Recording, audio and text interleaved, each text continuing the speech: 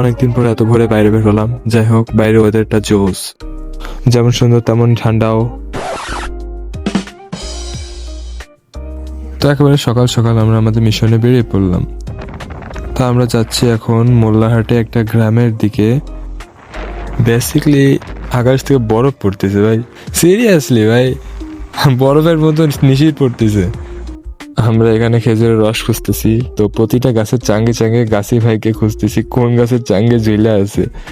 আপনি কি এগুলো করেন? গাছের দিক থেকে ঢিলে দিক জমি কি আপনার সবাই দেখে না, এ তো অন্য কোনো কত মানে গাছের ওগে ওদের রস টস দেওয়া লাগে, রস দেওয়া লাগে, টাকা দেওয়া লাগে, তাহলে তো ঠিক আছে। একটা গাছে দেওয়া যাচ্ছে।